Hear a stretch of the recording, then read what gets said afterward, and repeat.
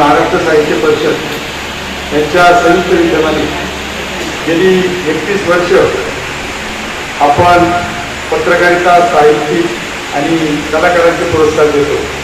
हे 32वे वर्ष आहे.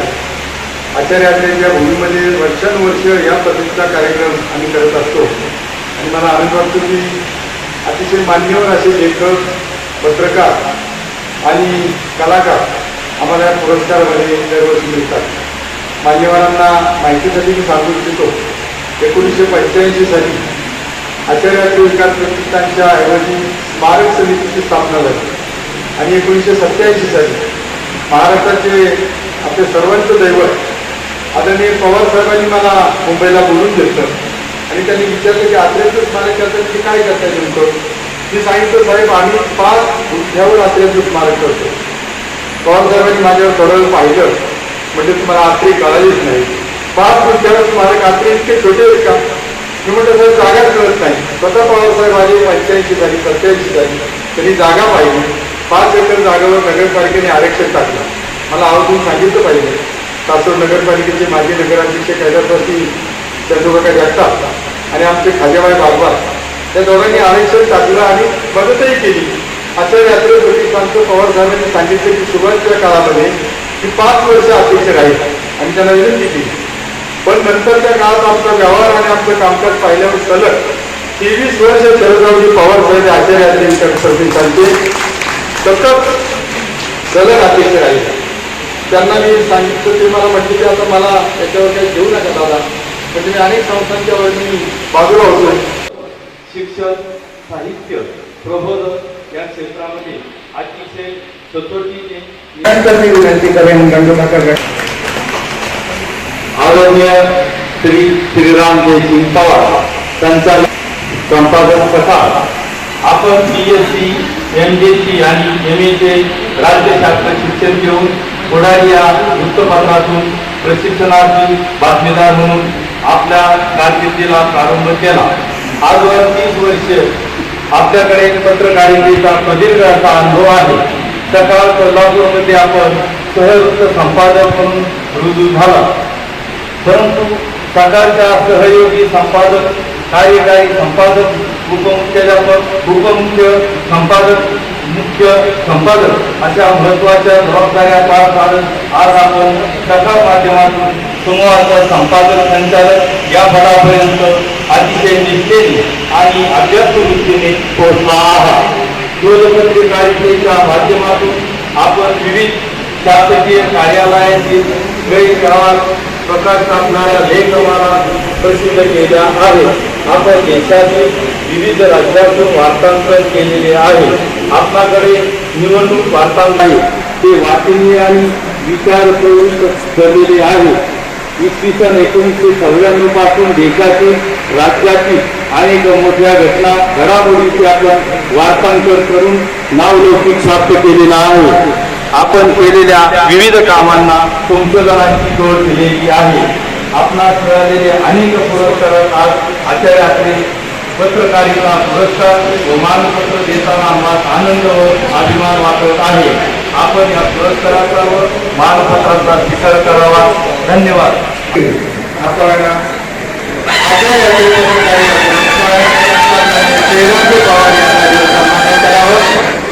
श्रीफळ, मानपत्र, सन्मानचिन्ह आणि रोख रक्कम असं या पुरस्काराचं स्वरूप आहे.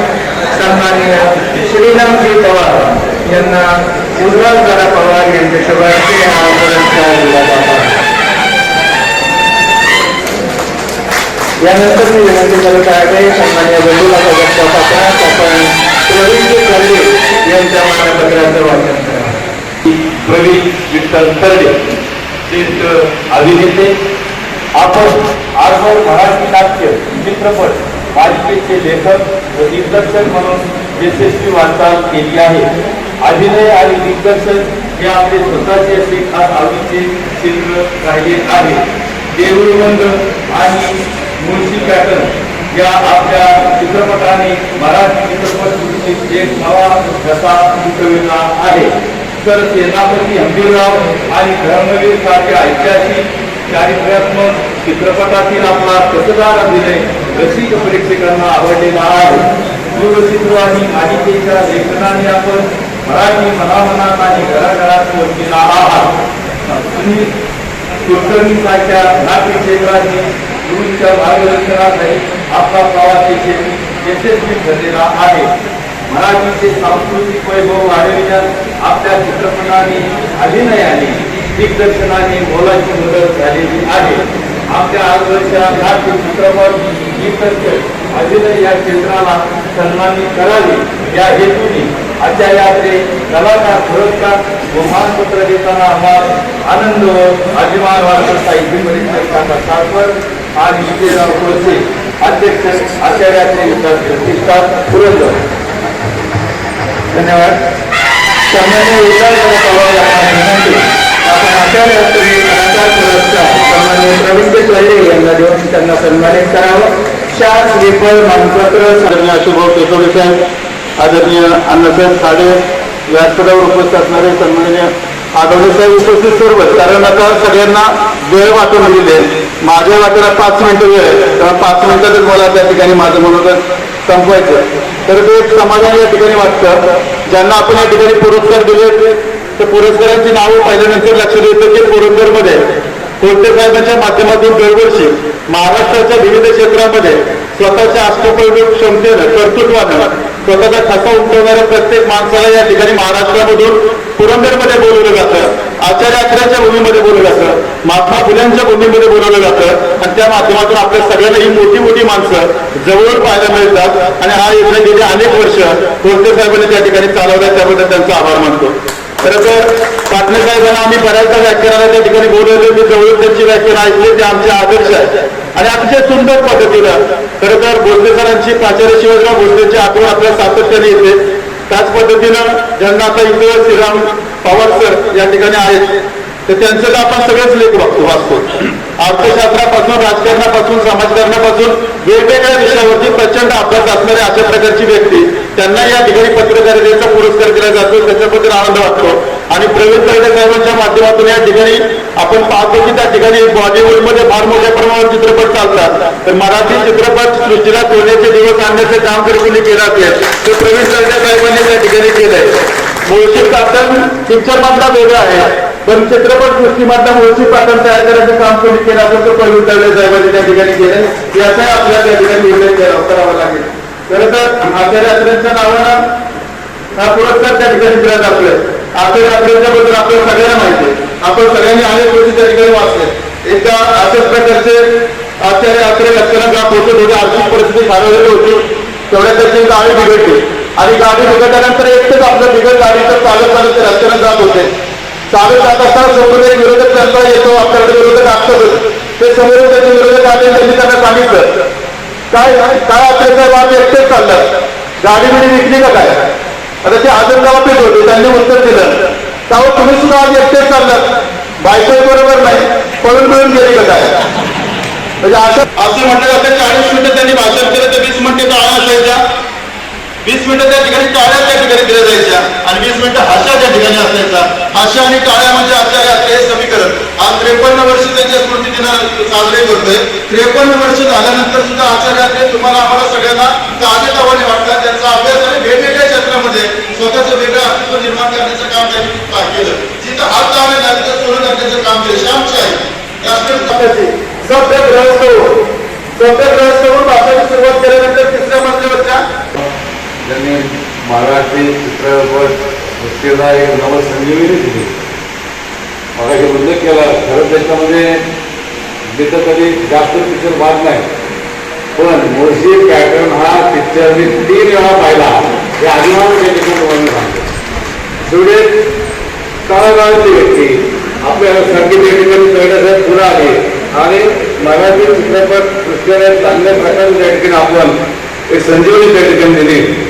म्हणून त्या ठिकाणी दादा आपल्यासारखे वडीलधारी व्यक्ती गेले 40-45 वर्षाच्या राजकीय जीवनामध्ये आमच्यासारखे कार्यकर्ते छोटे असताना तेव्हापासून आम्ही त्या ठिकाणी आपल्याला पाहतो. आपण तसे अनेक वेगवेगळ्या पदावरती काम केलं. आपल्याला एक त्याच्यामध्ये आठवण फक्त कमी तुम्ही जास्त वेळ लागणार नाही, पण माझे वडील आणि मी सायकलवरती त्याच्यामध्ये समुद्रात साहेबांच्याकडे गेलो होतो. आणि काय तर फक्त त्याच्यामध्ये सुशिक्षित बेरोजगार योजनेखाली मला काहीतरी करायचं होतं. आणि माझे वडील मला सायकलवरती घेऊन तिथे गेले. 2 सायकलवरती आम्ही गेलो आणि परवरती पायद्याला संबंधित तिथे राहत होते आमदारकडे. आणि त्यावेळेला 80 साली माझ्या वडिलांनी त्या तुमच्या साहेबांनी सांगितलं की एक ट्रक आम्हाला घ्यायचं आहे आणि त्याला पश्चिम विकास महामंडळाकडून त्याचं शिक्षण झालं तर याला त्या ठिकाणी मदत मिळेल का. त्यावेळेला लँड आल्यावरती 11:30 पावणे 12 वाजता फोन केला उल्हासराव साहेबांना, शिंदे साहेबांनी, आणि सांगितलं असं असं मी मुलगा पाठवतोय आणि त्याचं त्या ठिकाणी काम झालं पाहिजे. आणि म्हणून ते पत्रकारिते त्यांची वेगळे ते पण वर्षानंतर सुद्धा लोक आठवण करतात असल्याची स्वातंत्र्याच्या मोठ्या संस्काराची याचं कारण काय तर त्यांनी असं काहीतरी करून ठेवलं की याची आठवण आपण आतापर्यंत काढावी. आणि माझ्यामध्ये अत्यंत त्यांचं विनोद त्यांचं राजकारण संयुक्त महाराष्ट्राचे जे काही सेनाने होते सेनापती होते त्याच्यामध्ये अत्यंत नाव आघाडीवर होतं. त्या त्यांनी महाराष्ट्र पेटवला. वक्ता म्हणून आपण जळाव म्हटले, भाषाबरोबर म्हणून जळाव म्हटले, संपादक पत्रकार म्हणून ते लक्षवेधीपणे उभे राहिले आणि राजकीय नेता म्हणून सुद्धा ते उभे राहिले. हा सगळा काळ 1961 होता आणि त्या काळात ते अत्यंत महत्व होतं. अत्यंत साहित्य पत्रकार संपादकाचं महत्व आजच्या काळासाठी काय त्या आपली भूमिका घेणारे पत्रकार होते. तर त्यांनी भूमिका घेताना कधी लाजले नाही.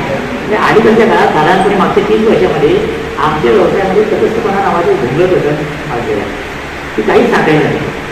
यांचे व्यवसाय त्यांचे चुकीचे नाही असं म्हणायचं आणि काहीच करायचं. आणि हे आमच्या व्यवसायातले अनेक मोठे माणसं आणि लोक असं म्हणायला लागले की वर्तमान सुद्धा तटस्थ असते पाहिजे. ते तटस्थपणा नावाचं जे तटस्थ आहे विशेषतः माध्यमाच्या बाबतीत ती श्रेणी शक्य आहे. त्याला पुन्हाच फायदा होत नाही, ते काही फायदा होत नाही, वर्षांचाही फायदा होत नाही आणि ते वर्तमानपत्राचाही फायदा होत नाही. तेव्हा भूमिका घेण्याचं महत्त्व काय तर ते आत्तेने आमच्यावर उद्भवलं. आणि आत्ते काय फिरत काय आढळलं काय किंवा मुकुटराव पाटलांचा काय असं त्याचे पत्रकार काय ते पत्र तुमच्यासारखा पत्रकार काय यांनी भूमिका घेण्याचं महत्त्व नोंदवलं आणि ते अलीकडच्या काळामध्ये कमी होत आहे. त्यामुळं समाजासमोरचे जे प्रश्न आहेत, समाजासमोरचे जे मुद्दे आहेत त्या मुद्द्यांवर आपण स्पष्टपणे बोलत नाही. आणि याचं कारण काय तर अलीकडच्या काळामध्ये जो व्यक्त होणार म्हणजे एका बाजूला व्यक्त होण्याचा अवकाश प्रचंड आहे. समाज माध्यमातून सोशल मीडियातून कुणी व्यक्त व्हायला लागला, कसाही व्यक्त व्हायला लागला, सगळ्या विविध घटना त्यामध्ये आपल्या देशाला लागली आणि गोष्टी समाज माध्यमातून पाजायला लागली. तर व्यक्त कुणी होतोय पण समंजसपणे व्यक्त होणं, समाजाला काहीतरी खरं होतं सत्य असत्य दाखवण्यासाठी व्यक्त होणं ते कमी कमी व्हायला लागले. आणि तेव्हा आत्तेची आठवण प्रदर्शनं येथे यायला पाहिजे. त्याचं कारण असं की मागच्या 30 वर्षामध्ये हे तटस्थता नावाचं भंग प्रकरण कसं मागलं आहे तसं प्रश्न विचारणारा आणि भूमिका घेणारा पत्रकार कुणाला सफल आहे. हे संपूर्ण राजकारण असेल, पक्ष कुठला असेल, नेता कोणी असेल, त्यातल्या कुणालाही टीका करणारा पत्रकार नको आहे, त्यातल्या कुणालाही प्रश्न विचारणारा पत्रकार नको आहे. त्याचं कारण त्या प्रश्न विचारला की जे सांगायचं नाही ते सांगावं लागतं. त्यामुळे प्रश्न विचारू नये, प्रश्न विचारायची वेळ येऊ नये अशा पद्धतीनं राजकारण नेण्याचा एक प्रयत्न केला जातो आणि मग भूमिका घेणं हळूहळू मागं पडायला लागेल. आणि कधी नव्हे एवढा प्रश्न विचारण्याची गरज असल्याच्या काळामध्ये आपण वावरतो. देश म्हणून वावरतो, जग म्हणून वावरतो, आपलं राज्य म्हणून वावरतो, समाज म्हणून वावरतो. त्याचं कारण काय की आपल्याला पत्रकार किंवा व्यक्त होणार कुणीही सगळ्या व्यवस्थांना म्हणजे राजकीय व्यवस्था असेल, सामाजिक व्यवस्था असेल, सांस्कृतिक व्यवस्था असेल त्यांना आपलं न्यायालय खपवणारा प्रोत्साहन पाहिजे. त्यांना पत्रकार नको आहे, त्यांना प्रश्न विचारणार नको आहे, त्यांना विश्लेषण करणार नको आहे, त्यांना चिकित्सा करणार नको आहे, त्यांना भाष्य करणार नको आहे. त्यांना फक्त हवं आहे माझं न्यायालय जसंच्या तसं वाचकांपर्यंत लोकांपर्यंत पोहोचवण्याचं वाटतं. आणि सगळ्या भांडवलशाही व्यवस्था जी 1990च्या दशकानंतर आपल्या देशामध्ये प्रस्थापित झाली आहे त्या भांडवलशाहीला आपलं म्हणणं लोकांपर्यंत पोहोचवणार इथे इथे मजूर पाहिजे. त्यांना पत्रकार नको आहे, त्यांना फक्त माझं उत्पादन माझ्या वस्तू खपतील कशा त्याची भलावण कशी होईल त्यासाठी गुळगुळीत पाहिजे. म्हणजे त्यांना सेव म्हणायची गुळगुळीत कागदावरचा गुळगुळीत मस्त म्हणजे पत्रकारिता नव्हे दुर्दैवाने प्रसारित व्हायला. अशा काळामध्ये आठवणसारखा म्हणजे ज्याचा प्रत्येक शब्द घणाघातासारखा आढळायचा अशा पत्रकाराची आठवण काढणं ते मला वाटतं सर्वाधिक प्रस्तुत आहे. याचं कारण म्हणजे फार आहे ते बोलणार नाही. त्याचं कारण थोडक्यात हा कार्यक्रम संपवायचं असं नियोजन आहे. एकाच आपल्या देशासमोरच्या एका डायलेमाचा फक्त उल्लेख करतो आणि त्याचा आत्याशी संबंध सांगतो. आज आपण अशा एका वळणावर घ्यावं की आपण देशाची वाटचाल कुठल्या रीतीने नेणार अशा एका प्रसंगाला आपण आहोत. मी गेली 70-75 वर्ष आपण सांगत आलो की घटनेनं देखील धर्मनिरपेक्षता, घटनेनं स्वीकारलेली सर्वसमावेशकता, घटनेनं स्वीकारलेला वैविध्याचा सन्मान, बहुसांस्कृतिकता या मार्गाने आपण जाणार की एकसाठी एकाच संस्कृतीचं उरलेलं आहे आणि त्या संस्कृती सगळ्यांनी नसून जावं असं सांगणारे एका गेल्या वाटारीनं जाणार जो गेले असल्यास तुम्ही एकच असेल असं सांगण्याचा भोंदूपणा केला जाईल. पण प्रत्येक शहाण्या माणसानं, जाग्या असल्या माणसानं, वाचणाऱ्या माणसानं त्या भूमीचा फरक ओळखायला पाहिजे आणि मग आपण ठरवलं पाहिजे की आपण कुठल्या देशात जायचं आहे. कारण शेवटी हा देश अनेक प्रकारच्या वैविध्यानं नसला आहे. आपल्या इच्छा प्रकारची वैविध्य आहे की ईशान्य भारतातला माणूस ज्या प्रकारचे कपडे घालतो, ज्या प्रकारचे खाणं खातो, ज्या प्रकारचे देव मानतो, ज्या प्रकारचा धर्म संस्था मानतो तो आणि महाराष्ट्रातला माणूस, काश्मीरमधला माणूस आणि केरळातला माणूस याच्यात त्या अजून काही झालेलं नाही. गीतकार सन्माननीय प्रवीणजी तरडे सर यांना आपण आपलं मनोगत व्यक्त करा.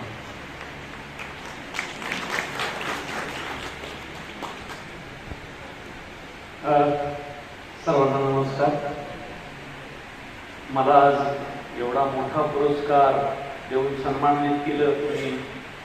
या एक अशा शहरात इथं ज्ञानोबा तुकोबाची पालखी थांबते आणि वर्ष 5 वर्षाचं होतं तेव्हापासून आई वडिलांबरोबर, आजोबांबरोबर याच रस्त्यावरून वारीला जातोय.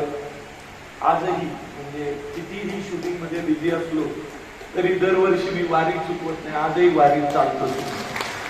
माझ्याबरोबर माझा मित्र तो पिट्याबाई मुळशी पॅटर्नचा, आम्ही दोघं वारीत चालतो. वारी ही परंपरा आहे ती जपली पाहिजे. अशा या शहरात हा पुरस्कार तोही आचार्य अत्रेंच्या नावानं आणि श्रीराम सर आणि पाटील सरांच्या समवेत दिला जातोय. मी अत्यंत नम्रपूर्वक आणि जबाबदारीनं हा पुरस्कार स्वीकारतो. तो या अर्थी की ज्यांनी श्यामच्याही या मराठी चित्रपट सृष्टीला दिला त्या अत्रे साहेबांच्या नावाने हा पुरस्कार मिळतोय. त्यामुळे पुढचा चित्रपट करताना या पुरस्काराची जबाबदारी माझ्या लेखणीवरती नक्की जाते. पुरंदर तालुका किंवा सासवडशी वेगळं नातं ते यासाठी मुळशी पॅटर्न आला. बरोबर, मुळशी पॅटर्न आला, मुळशी पॅटर्न गाजला, चालला, त्यानंतरच्या गोष्टी. पण ज्या दिवशी मुळशी पॅटर्न आला तुम्ही नीट लक्षात घ्या, माझ्यावरती ठपका ठेवला होता लोकांनी. पिक्चर न बघतात की गुन्हेगारांचा पिक्चर आला. शेतकऱ्यांची पोरं गुन्हेगार का झाली हे कुणी बघितलंच नाही. कारण अशा सिनेमाची तोवर सवयच नव्हती लोकांना. एक तर आपल्या चेहऱ्याची माणसं स्क्रीनवर पाहिजे सवय नव्हती, आपली भाषा ऐकायची सवय नव्हती. मला सेन्सरला प्रॉब्लेम दिला, तुमच्या चित्रपटात मारामाऱ्यात आहे म्हटलं याबद्दलच राहणार मोठा झालो, ह्या करतच आम्ही मोठे झालोय. तर आमच्या चित्रपटात आमचा तालुका, आमचा समाज जीवन येणार ना, तर लोकांना त्रास झाला. पण पुरंदर तालुक्याचं किंवा सासवडचं वैशिष्ट्य यासाठी मी मुलाखती पण घेतो बघा. त्या माझ्या घट्टावरती पण पुरंदर तालुक्याचं म्हणले घेतो यासाठी ज्यावेळी माझा चित्रपट गाजला, प्रसिद्ध झाला, अवॉर्ड तर खूप मिळाली. पण पहिले पिक्चर बनल्यानंतर 5व्या दिवशी मला काही शेतकरी येऊन भेटले, माझ्या पुण्यात येऊन सत्कार केला तर पुरंदर म्हणून मला नावं इतकी आठवत नाही. बरोबर ठीक आहे. आम्ही टेन्शन मध्ये लोक आमच्या पिक्चरच्या मागे लागलेली हातून पिक्चरचा हाऊसफुल चाललेला, अवॉर्ड पण मिळायला लागली. म्हटलं प्रॉब्लेम आहे त्याच्यासाठी. आणि त्या 5-6 शेतकरी आले, त्यांनी येऊन दिलासा दिला, बाळा तू पिक्चर नाही बनवलेला, तू अशी गोष्ट बनवलेली आहे की हा चित्रपट पाहिल्यानंतर आमच्यातले 3 जण नाही, हे 3 जण आम्ही व्यवहार केला होता आणि आम्ही इसार रक्कम घेतली होती ती आता परत करायला चालू. कारण जसं समाजातल्या सोफिस्टिकेटेड बुद्धिजीवी वर्गाला त्यातल्या मारामारी दिसल्या बघतो, शेतकऱ्यांना काय दिसलं? शेतकऱ्यांना एकच वाक्य दिसलं, बुवा शेती इकायची नसती, शेती राखायची असते. आणि हे वाक्य माझ्या शेतकऱ्यांना कळावं याच्यासाठी हा सिनेमा केला होता. 11 वर्ष स्क्रिप्ट लिहून दारादारात फिरत होतो लोकांच्या. शेवटी ह्याच्या त्याच्या मदतीने आणि पुण्यातले अभिजित भोसले म्हणून पोरगे त्यांच्या मदतीने शेवटी सिनेमा आला. महाराष्ट्रातला नाही, आज आनंद याचा होतोय की आपल्या ग्रामीण भागाची, कुठल्या तरी एका तालुक्यातली, माझ्या गावाची, माझ्या शेतकऱ्याच्या पोरांची व्यथा मांडली आणि आज भारतातल्या 14 भाषेत आपला पिक्चर रिमेक झाला. मराठीतला पहिला पिक्चर आहे जो भारतातल्या 14 भाषेत झाला. सलमान खान सारखा मोठा अभिनेता तो येऊन तो माझ्याकडे राहिला, त्यांनी त्यांचा सिनेमा केला, आपला सिनेमा. म्हणून पुरस्कार कुठं मिळतोय, कुणाच्या हस्ते मिळतोय, उल्हास झाला. माझं तर काय नशीब आहे माहित नाही. कॉलेज काळापासून ज्या पुरस्कार घेतला दादा व्यासपीठावर, बरोबर. एक तो नशिबाचा भाग आहे. पुरस्कार द्यायला पण आपला माणूस असतो, आपली भाषा करणारा माणूस असतो, संत साहित्याचा अभ्यासक असतो. शेवटी ज्ञानियाचा वाचुक्याचा तोच माझा वंश आहे, माझ्या रक्तात थोडा ईश्वराचा अंश आहे.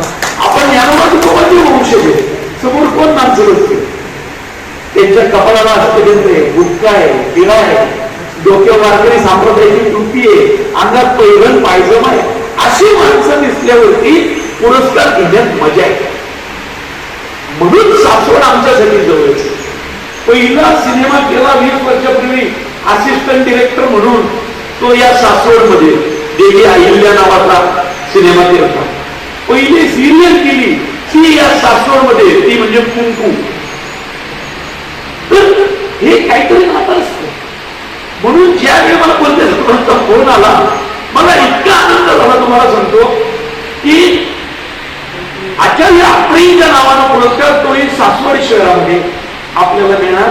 ज्या शहराशी आपलं काहीतरी जवळचं नातं आहे, ज्या शहराशी माझा ऋणानुबंध आहे, त्यामुळं हा पुरस्कार मी विनम्रपूर्वक स्वीकारतो. तो त्यासाठी जबाबदारी असते. मी मनोरंजनासाठी सिनेमा करत नाही, कधी करणार नाही, हे मी 10 वेळा सांगितलंय. नाहीतर दारामध्ये निर्मात्यांची रांग असताना मी 2-2 वर्ष उद्याच थांबायचो. एकच पिक्चर करायचा 1.5-2 वर्षांनी, पण तो अभ्यास पूर्ण करायचा. त्याच्यामध्ये समाजाचं काहीतरी देणं घेण्याची संधी तुम्हाला मिळाली पाहिजे. आणि कदाचित पुढचा सिनेमा पण मी जसं म्हटलं की मी शेतकऱ्यांच्याच व्यथेवरती पण त्यातनं पॉझिटिव्ह संदेश देणारा सिनेमा करायचा माझा विचार आहे. म्हणून जे पहिल्या पिक्चरमध्ये काय संदेश दिला की शेती इकायची नसते, शेती राखायची असते.